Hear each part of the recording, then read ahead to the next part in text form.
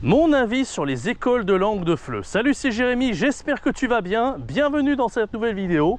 Et on est à Ho Chi Minh City, on est au Vietnam officiellement. Donc tu as dû voir les dernières vidéos en Thaïlande que j'avais faites. J'en avais fait une bonne dizaine, on a été dans plusieurs endroits. À Chiang Mai, on a été aussi à Hua Hin, qui est une ville plus loin et plus proche de Bangkok. Donc j'espère que tu avais apprécié toutes ces vidéos. Et si tu ne les as pas vues, je t'invite vraiment à aller les voir. Aujourd'hui, donc comme je t'ai dit, on est au Vietnam, on est à Ho Chi Minh City. Ça fait une bonne dizaine de jours que je suis ici. Et je reprends les vidéos dehors à la GoPro. Donc bien sûr, comme il n'y a pas forcément de date, je fais les vidéos en avance.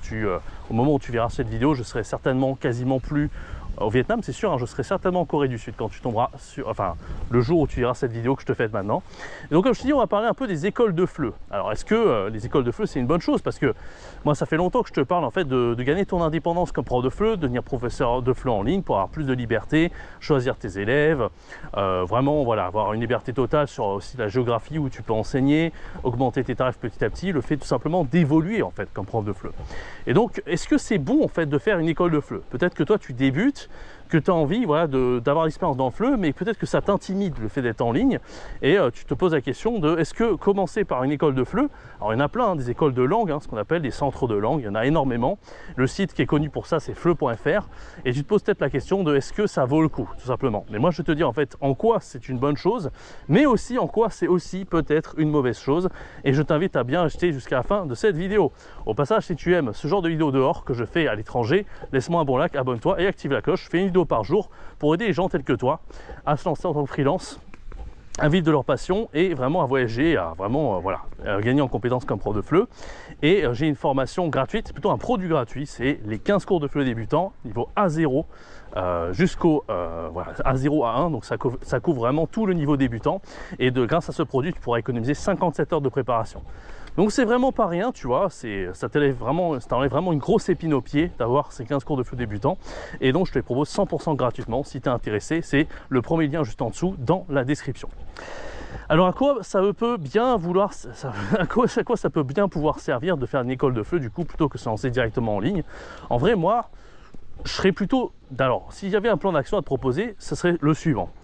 Moi, je t'invite déjà, avant de faire une école de FLE, on va voir les points positifs et négatifs, mais je t'inviterai déjà à tester le métier. Ça veut dire quoi tester le métier de prof de FLE? Ça veut dire tout simplement, tu prends quelqu'un de ton entourage ou un ami et tu lui fais un petit cours très court, tu vois, d'une demi-heure, une heure, de conversation en français, ou même tu vas peut-être lui apprendre deux, trois choses en français, tu vois. Ça peut être, je sais pas, se présenter, les noms, enfin ce que tu veux, tu vois. Et suite à cette heure, même si tout est imparfait, tu vois, si tu fais pas le meilleur cours du monde, on s'en fout, c'est de voir si ça te plaît, si tu prends du plaisir, tu vois, parce que tu vas le sentir. Moi, quand la première heure que j'ai faite, c'était en 2015, tu vois, ça fait déjà quasiment 10 ans. La première heure que j'ai faite, c'était dans une école alimentaire, tu vois, en Allemagne, et j'avais pris du plaisir. J'étais nul, tu vois, je faisais n'importe quoi, je faisais de la grammaire, traduction, etc. Mais j'avais pris un certain plaisir à le faire. Et au passage, je vais essayer de me mettre à l'ombre pour pas que la caméra surchauffe, mais ça devrait aller, j'espère en tout cas. Donc tu vois, essaye de voir si tu prends vraiment du plaisir à le faire, tu vois. Tu enseignes quelques heures, etc. Donc ça, c'est la première étape avant d'essayer d'envisager une école de langue. Ensuite, les écoles de langue, est-ce que c'est bien de se lancer en ligne ou de se lancer avec une école? En vrai, moi, je pense que les deux peuvent être possibles. Tu vois, moi, j'ai pas commencé en ligne tout de suite. Si c'était à refaire, je pense que je ferais d'abord mon expérience en ligne avant de passer par une école de langue. En tout cas, l'école de langue, ce ne serait pas une mauvaise chose en soi, tu vois. Et qu'est-ce qu'on a comme point positif de l'école de langue? Pas mal de choses qu'on ne trouvera jamais en ligne. Par exemple, le fait d'avoir des collègues, ça c'est quand même très cool, tu vois. Moi, je trouve que c'est vraiment un bel avantage parce que c'est vrai que quand on est prof en ligne, on a un peu cet inconvénient d'être un peu isolé, tu vois, d'être toujours un peu dans notre coin, livré à nous-mêmes, etc. Alors qu'au moins, quand tu es en présentiel, tu vas pouvoir avoir des collègues. Et ça, c'est vraiment un truc qui est assez puissant, surtout si tu es extraverti comme moi, c'est pouvoir t'entraider avec les collègues. Ça, c'est un truc dont je me rends encore plus compte, tu vois, maintenant que je suis plus entrepreneur. Donc moi, j'ai un peu les deux casquettes, je suis prof de FLE et entrepreneur aujourd'hui. Mais là, tu vois, je suis avec un ami avec qui je voyage depuis plus d'un mois et demi, hein, quasiment. Et en fait, on s'entraide de fou. C'est-à-dire que c'est bien parce que voilà, tu donnes des idées aussi, t'aides à évoluer. Et en fait, j'ai senti ça. J'ai senti quand j'étais dans les écoles de langue que j'avais d'autres collègues qui avaient aussi une certaine expertise. Il y avait des profs de FLE, tu vois, qui étaient meilleurs en grammaire. Il y en avait d'autres qui étaient meilleurs en phonétique. Il y en a d'autres qui étaient plus créatifs, etc. Et moi, j'apportais aussi mon côté créatif à ces profs-là. Je leur donnais des idées. Et aussi, ils me trouvaient des idées, tu vois. Pour te donner une petite idée, c'est vrai que moi, j'ai pas trop crédité les autres gens, en fait. Mais évidemment, tu vois, tout ce que j'ai inventé, toutes les vidéos que j'ai sorties, il y a des choses qui viennent de moi, bien évidemment, mais il y a aussi des choses que je dois à certaines personnes. Par exemple, la deuxième vidéo la plus vue de ma chaîne YouTube, c'est les 7 chansons pour la grammaire en classe de FLE.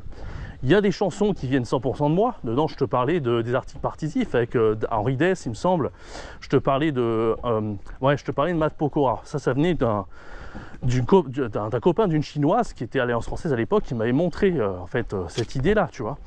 Ou alors, je te parle aussi, il me semble, de si j'étais président. Ça, c'était une idée en fait d'une collègue de l'Alliance Française à l'époque. Ça venait pas de moi non plus, tu vois. En fait, tout ça, ça te montre en fait que c'est vraiment puissant en fait d'être entouré de profs, parce qu'on a tous des compétences différentes. À l'époque, je me rappelle qu'il y avait il y avait un Chinois à l'Alliance Française qui était ultra fort en grammaire. Et souvent, on l'appelait le Lao-Che de la grammaire.